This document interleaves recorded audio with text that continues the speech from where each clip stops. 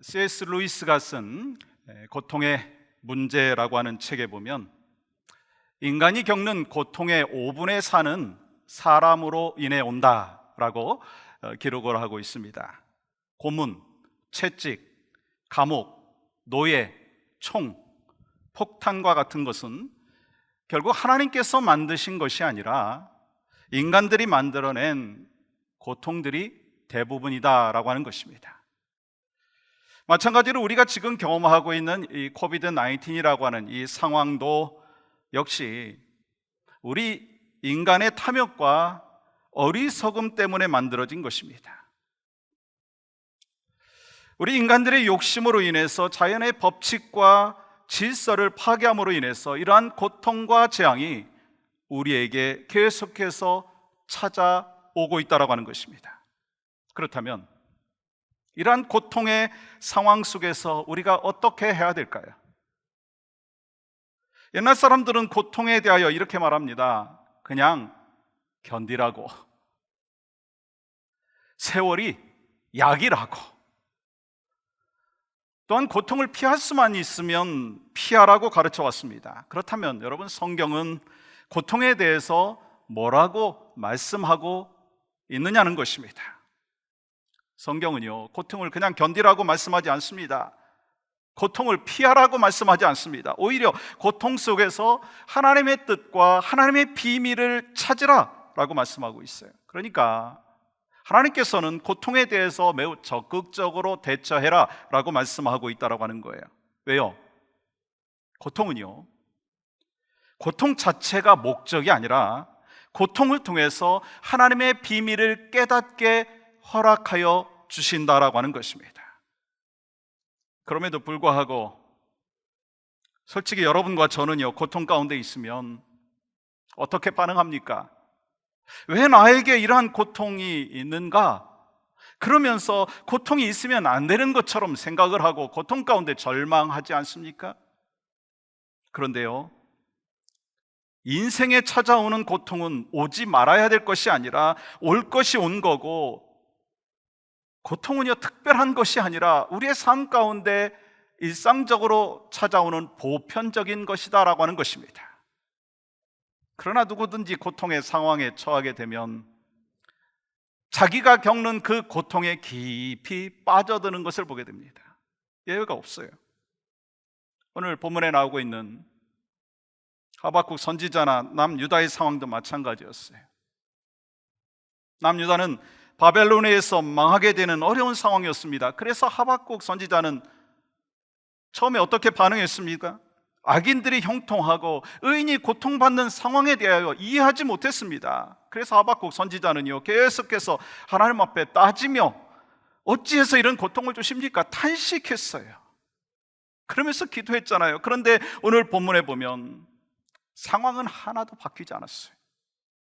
상황은 하나도 바뀌지 않았는데도 하박국 선지자는요, 고통 중에도 하나님을 찬양하고 있다고 하는 거예요. 어떻게 찬양합니까? 우리가 같이 이 찬양을 함께 읽으면서 하나님 앞에 올려드리면 좋겠다라고 하는 그런 마음을 갖습니다. 같이 한번 읽을까요? 시작.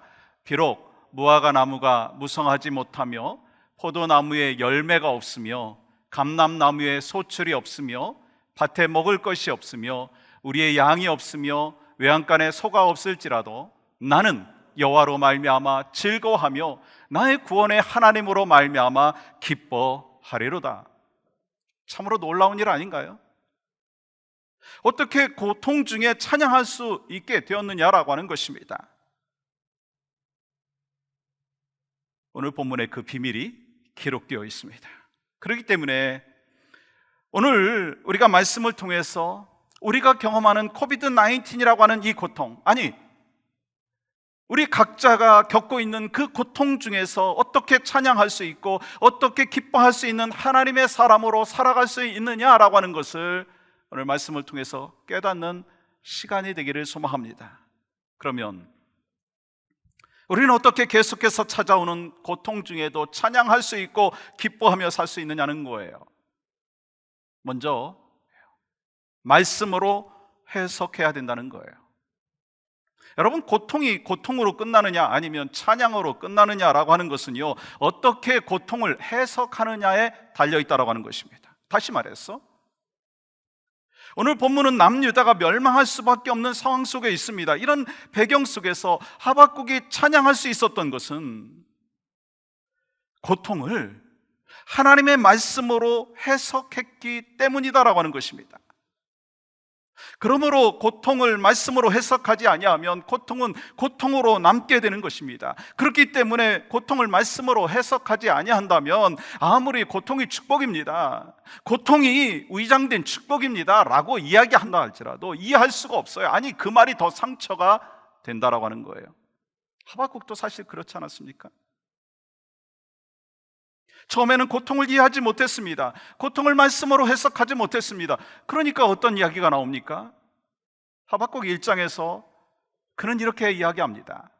주께서는 눈이 정결하심으로 악을 참아 보지 못하시며 패역을 참아 보지 못하시거늘 어찌하여 거짓된 자들을 방관하시며 악인이 자기보다 의로운 사람을 삼키는데도 잠잠하시나이까? 주께서 어찌하여 사람을 바다의 고기 같게 하시며 다스린 자 없는 벌레 같게 하시나이까? 여러분, 얼마나 고통이 힘들고 이해할 수가 없었으면 내가 벌레 같다고 얘기하고 사람들 앞에 잡혀 먹히는 바다의 물고기 같다라고 표현을 하겠느냐는 거예요. 고통에 대해서 이해하지 못하기 때문에 계속해서 어찌하여라고 질문하고 있습니다. 그러면서 고통에서 벗어나지 못하고 고통 속에서 살아가고 있어요. 여러분, 우리도 마찬가지 아닌가요? 인생의 고통은 마치 파도와 같이 모양도 달라요, 크기도 달라요. 그런데 계속해서 우리에게 찾아온다라고 하는 거예요. 그래서 찾아오는 고통의 의미를 말씀을 통해서 해석하지 않는다면 우리도 계속해서 하나님 왜 그러세요? 하나님, 제가 뭐 잘못했습니까? 왜 하나님께서는 나한테 이러시는 거예요? 내가 얼마나 열심히 신앙생활을 했는데 왜 나만 이렇게 고통을 주십니까? 이런 질문에서 벗어나지 못한다는 거예요. 그런데 하박국은요, 고통 중에도 찬양했어요. 어떻게 찬양했습니까? 오늘 3절 보시면 하나님이 대만에서부터 오시며 거룩한 자가 바란산에서부터 오시는도다. 그의 영광이 하늘을 덮었고 그의 찬송이 세계에 가득하도다. 하박국이 얼마나 기쁘고 감격스러우면 하나님의 영광이 하늘을 덮었고 그의 찬송이 온 세상에 가득하다라고 고백하고 있느냐는 거예요. 여러분, 여기서 끝나는 게 아니잖아요. 3장 전체에 그의 찬양의 고백이 있습니다. 그러면 찬양하는 내용이 무엇입니까? 하나님은 우리를 징계하신 다음에 다시 회복시켜 주실 것이다 라고 하는 것입니다. 그리고 자신들을 괴롭히는 악인들인 바벨론을 영원히 심판하실 것이다 라고 하는 거예요. 지금 하박국 1장과는 완전히 다른 모습으로 지금 찬양하고 있는 이 하박국 선지자의 모습을 볼 수 있습니다. 다시 말해서 고통 속에서도 찬양할 수 있게 된 것입니다. 여러분, 어떻게 고통 속에서 찬양할 수 있었나요? 상황이 바뀌었기 때문인가요? 아닌 거 여러분 아시죠? 오히려 더 심각했습니다. 바벨론에 의해서 망하게 되는 것은 시간 문제고요, 눈앞에 있는 현실이었습니다. 그런데 어떻게 고통 가운데, 고통의 상황 속에서 찬양을 부를 수 있었느냐라고 하는 것입니다. 그 고통의 이유를 말씀을 통해서 깨달았기 때문이다라고 하는 것입니다. 고통의 상황을 하나님의 말씀을 통해서 깨달았기 때문이다라고 하는 거예요. 그 근거가 지난주에 나누었던 2절의 말씀입니다. 여호와여, 내가 주께 대한 소문을 듣고 놀랐나이다. 지금 하박국은요, 주께 대한 소문을 들었다는 거예요. 그러면 그 소문이 무엇인가요?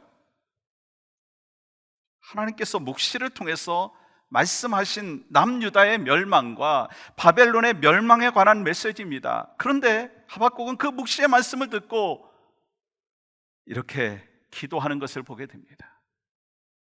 여호와여, 주는 주의 일을 이 수년 내에 부응하게 하옵소서. 이 수년 내에 나타내시옵소서. 주님 말씀대로 바벨론을 통하여 유다를 징계하시고 바벨론을 심판해달라고 하는 것입니다. 여러분, 어떻게 자기 민족을 이렇게 멸망당하게 기도할 수 있느냐라고 하는 것입니다. 하박국은 고통의 상황 속에서 하나님의 말씀을 들었기 때문인 것입니다. 여러분, 오늘 16절 보세요. 내가 들었으므로.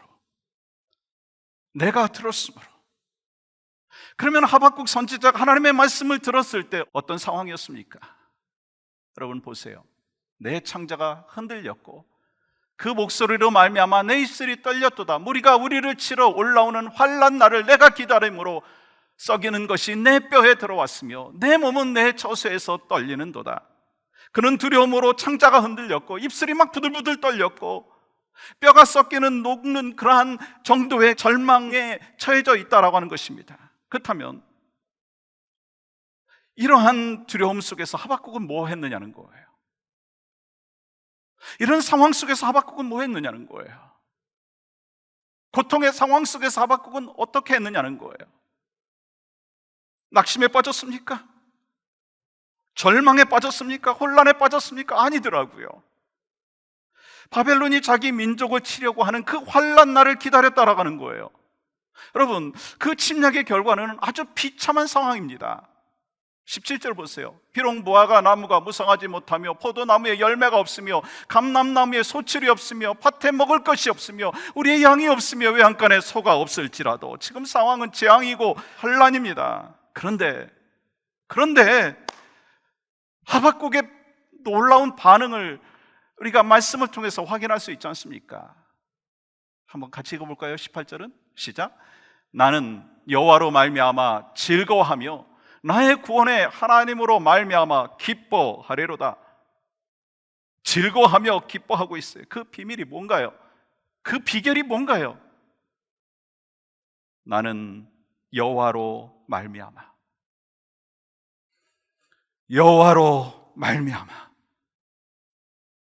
즉 하나님께서 남유다를 징계하시지만 다시 회복시켜 주실 것이라고 하는 말씀을 믿고 확신했기 때문에 기뻐했다는 거예요.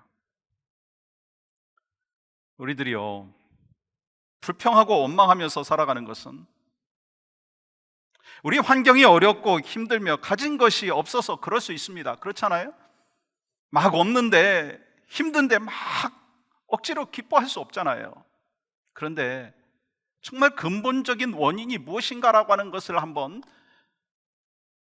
하나님의 사람으로서 깊이 묵상해 봐야 된다는 거예요.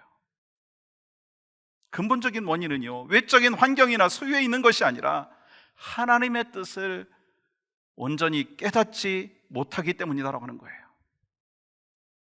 하나님의 뜻을 바로 깨닫고 하나님의 마음에 대하여 우리가 안다면 어떤 상황 속에서도 우리는 감사할 수 있지 않습니까? 그러므로 우리는 코비드-19으로 인해서 함께 예배하지 못하고 영상으로 예배하기 때문에 영적으로 게을러지고 하나님의 말씀을 붙들지 않고 살아가는 인생이 된다면 그 사람은요, 고통 속에서 그냥 고통으로 끝나버리는 인생이 될 수밖에 없다고 하는 것입니다. 그러나 이런 고통스러운 상황 속에서 더 말씀을 붙잡고 나아가는 사람은, 하나님의 말씀을 통해서 하나님의 뜻을 분별해 나가는 사람은 결국 이 고통 속에서도 찬양으로 바뀌는 인생을 살게 된다라고 하는 것입니다. 그러한 인생이, 그러한 신앙의 여정이 바로 여러분과 저에게 있기를 주님의 이름으로 간절히 축복합니다. 고통의 상황 속에 여호와로 말미암아 우리는 마음을 지켜야 한다는 거예요. 제가 얼마 전에 운전하고 교회 나오는데 잠깐 다른 생각을 했어요. 그래서 시그널을 켜지 아니하고 차선을 바꿨어요. 제가 먼저 잘못했죠. 근데 갑자기 차 한 대가 제 옆에 나타나더니 얼굴을 찡그리면서 저한테 손가락을 이렇게 드는데 가운데 손가락을 드는 거예요. 근데 마음이 확 상했어요. 나를 향해서 손가락을 올린 그 행동 때문에 막 당황스럽고 막 마음이 불쾌한 거예요. 근데 계속해서 그 마음 가져가면 되겠습니까? 아니죠. 그래서 마음을 가다듬으려고 노력하면서 이 방금 전에 있었던 그 일에 대해서 진정시켜 보려고 하는데, 하나님께서 저한테 이러한 말씀을 기억나게 하시더라고요. 잠언 4장 23절이에요. 우리도 한번 같이 읽어봤으면 좋겠어요. 천천히 읽겠습니다. 시작. 모든 지킬 만한 것 중에 더욱 내 마음을 지키라. 생명의 근원이 이에서 남이니라. 내 마음을 지키라. 내 마음을 지키라. 여러분, 이 말씀을 제가 여러 번 반복하면서 마음을 진정시켰어요. 그리고 나서 내린 결론이 있습니다. 그 사람이 손가락을 세워서 욕하는 것은 그 사람의 자유지만, 거기서 휘둘리지 아니하고 내 마음을 지키는 것은 내 책임이 아닌가? 그 사람의 행동 때문에 내 마음의 평안을 잃어버리고 지키지 못한다면 누구 손해일까? 내 손해 아닌가요? 또 그것이 또 하나님 앞에 영광이 될까요? 아니잖아요. 그 사람이 올린 손가락은 그 사람의 것이지 내 것이 아니다. 그리고 마음을 지키는 것은 내가 지켜야 된다라고 하면서 마음을 안정시키고, 성령이여 나를 도와주소서, 그렇게 나갔더니 하나님께서 저한테 평안을 주시더라고요. 어떤 상황 속에서도 하나님께서 주시는 마음으로 내 마음을 평안으로 지킬 수 있다면 그것은 누구도 빼앗을 수 없는 하나님의 평안이고 하나님의 은혜인 줄 믿습니다. 우는 사자같이 삼킬 자를 찾는 사단으로부터 내 마음을 날마다 지켜야 되는 거예요. 성령이여 내 마음을 지켜주시옵소서. 내 마음을 다스려 주시옵소서. 그래서 주님은 우리에게 마음을 강하게 하고 담대하라 말씀하셨어요. 그리고 모든 지킬 만한 것 중에 마음을 지키라고 말씀하셨어요. 그렇다면 우리는 어떻게 마음을 지킬 수 있나요? 우리의 마음을 지키기 위해서는요, 우리는 하나님의 음성에 귀 기울여야 된다는 거예요. 여러분, 인생의 고통을 해결하는 방법은요, 두 가지더라고요. 하나는 고통의 문제가 그냥 해결되어지는 거예요. 또 하나는요, 고통의 문제가 무엇인지 이해가 되어지는 거예요. 그러면 여러분한테 한번 질문해 보겠습니다. 고통의 문제가 해결되어지는 것이 좋습니까? 아니면 고통의 문제가 무엇인지 이해가 되는 것이 좋습니까? 예를 들어서 지금 코비드-19이라고 하는 이 상황을 해결시켜주시는 것이 좋습니까? 아니면 이 고통의 상황, 코비드-19이라고 하는 이 상황이 왜 생겼는지에 대하여 이해하는 것이 좋습니까? 더 쉽게 말씀드릴까요? 질병이 해결되는 것이 좋습니까? 질병이 왜 생겼는지 이해가 되는 것이 좋습니까? 여러분 대답해 보시죠. 당연히요, 해결되는 게 좋지 않습니까? 질병의 문제, 경제적인 고통의 문제, 깨어진 인간관계의 문제, 코비드-19의 이 상황 모든 것이 해결되어지는 것이 좋다라고 하는 거예요. 그러나 고통의 문제를 해결한다고 해도 또 다른 고통이 여러분 찾아오는 거 여러분 아시죠? 그래서 인생은 끝없는 고통이고 그 고통을 끝없이 견뎌야 된다는 거예요. 그래서 모세가 시편 90편에서 인생은 수고와 슬픔뿐이다 그렇게 이야기하지 않았습니까? 지금의 고통이 해결되어도 또 다른 고통이 찾아온다는 거예요. 그러므로 고통의 문제에 대해서 하나님의 말씀과 기도를 통해서 말씀을 지켜야 된다라고 하는 거예요. 그것이 무엇보다도 중요하다라고 하는 것입니다. 그러면 하박국의 고통 속에서 하나님의 말씀으로 해석하고 하나님의 음성을 들음으로 말미암아 마음을 지켰을 때 어떤 복이 있었느냐라고 하는 거예요. 하나님을 찬양할 수가 있었습니다. 이제 곧 하나님의 심판이 그 땅에 임하고 전쟁이 시작되어서 바벨론에게 약탈을 당하고 참혹한 전쟁의 비극이 시작될 것이지만, 하나님의 약속의 말씀이 있기 때문에 미래에 분명한 다시 회복시켜 주신다라고 하는 확신이 있기 때문에, 그 말씀이 있기 때문에, 하나님의 음성을 들었기 때문에 지금 고난은 잠깐이지만 결국 하나님께서 회복시켜 주실 것이다라고 하는 확신 때문에 찬양했다는 거예요. 그래서 이 하박국 선지자는 하박국 3장 17절에서 19절까지의 말씀 속에서 비록 자신의 상황은 처참하고 환란이 있지만, 그런 것이 눈앞에 보여지지만 결국 나는 여호와로 말미암아 즐거워하고 나의 구원의 하나님으로 말미암아 기뻐한다라고 하는 것을 노래하고 있다라고 하는 거예요.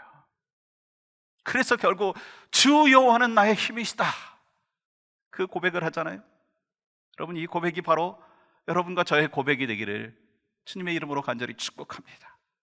그러면 하박국은 어떻게 찬양할 수 있었을까요? 하박국 3장 17절부터 19절 말씀 이전에 여러분 16절의 말씀은 이렇게 기록하잖아요. 내가 들었으므로 내 창자가 흔들렸고 그 목소리로 말미암아 내 입술이 떨렸도다. 무리가 우리를 치러 올라오는 환난 날을 내가 기다림으로 썩이는 것이 내 뼈에 들어왔으며 내 몸은 내 젖소에 떨리는도다. 지금 현실은 너무나 고통이 있고 상황은 막 두렵고 견디기 힘듭니다. 그런데 구원의 하나님 때문에 여호와로 말미암아 기뻐하며 찬양하고 있다는 거예요. 사실 우리에게는 어려운 환경과 고통이 있는 것이 현실이에요. 누구도 예외할 수가 없더라고요. 그래서 고통의 시간을 지날 때 다 힘들어요. 또한 고통의 시간이 길어지면 막 지쳐요. 그때 우리가 붙잡아야 될 것은 예수 그리스도의 십자가인 줄 믿습니다. 고통 중에도 예수님의 십자가를 바라보며 십자가를 붙들고 예수님을 붙들고 하나님 안에서 계속된 만남이 있어야 된다고 하는 것입니다. 예수님께서 십자가 고통으로 구원을 이루셨듯이 우리의 삶의 고통을 통해서 하나님께서 하실 일이 있다고 하는 거예요. 우리에게 말씀하여 주시는 메시지가 있다는 거예요. 우리는 귀담아 들어야 된다는 거예요. 그때 우리는 마음을 지킬 수가 있는 것이고, 그래서 하나님을 찬양할 수가 있다고 하는 것입니다. 그러므로 우리 모두는 고통 너머에서 역사하시는 하나님의 손길을 바라보며 하나님의 손으로 빚어져 가는 아름다운 작품이 바로 내 안에 우리의 삶의 공동체 가운데 있기를 간절히 소망합니다. 사랑하는 여러분, 기도했는데 아직도 응답이 눈에 보이지 않습니다. 기도했는데 상황은 바뀌지 않습니다. 그러나 우리의 마음속에 십자가 복음의 감격이 차고 넘치고 있고, 우리 마음속에 구원의 감격이 넘치고 있고, 날마다 말씀을 통해서 구원을 알아가며 날마다 구원의 감격이 있다는 거예요. 만약에 여러분의 마음이 그렇다면 이 땅의 어려움 때문에 과연 불평할까요? 원망할까요? 아니잖아요. 무슨 말씀입니까? 우리가 원망하는 이유는 결코 환경 때문이 아니라는 거예요. 사실 우리가 사람들 때문에, 환경 때문에 원망하고 있다라고 이야기를 하지만 여러분, 그건 두 번째 문제더라고요. 고통을 하나님의 말씀으로 해석하지 못하고 하나님의 음성을 듣지 못한다면, 어떤 고난 속에서 하나님의 말씀으로 해석하지 아니하고 하나님의 음성을 듣지 못한다면 우리는 마음을 지키지 못한다는 거예요. 그렇기 때문에 우리는 계속해서 찾아오는 고통 중에 말씀과 기도를 통해서 고통의 문제가 이해가 되어지고 마음을 지키기를 원합니다. 그때 하나님을 찬양할 수 있는 것입니다. 매일매일 세상을 바라보면서 불평과 원망의 인생이 아니라 사람을 향하여 기대했는데 기대에 못 미쳐가지고 그 사람을 향하여, 그 공동체를 향하여 불평과 원망을 하는 것이 아니라 매일매일 삶 속에서 난 여호와로 말미암아 즐거워하고 구원의 하나님으로 인하여 기뻐할 수 있는 인생, 매일매일 찬양함으로 주님 앞에 영광 올려드리는 특별한 은혜가 바로 여러분과 저에게 변함없이 있기를 주님의 이름으로 간절히 축복합니다. 우리 모두는 피할 수 없는 고통이라고 하는 상황이 찾아오지만, 그러나 고통의 상황 속에서도 찬양할 수 있었던 것은 예수 그리스도의 십자가의 은혜로 구원받은, 영원한 생명을 얻은 그 감사와 감격 때문이다라고 하는 거예요. 그렇기 때문에 고통이 길어서 지치고 힘들 때 하나님께서 준비하신 더 큰 선물을 기대하면서 하나님의 말씀으로 해석하고 하나님의 음성을 듣고, 그래서 날마다 매 순간마다 마음을 성령과 더불어 지키시기를 주님의 이름으로 축복합니다.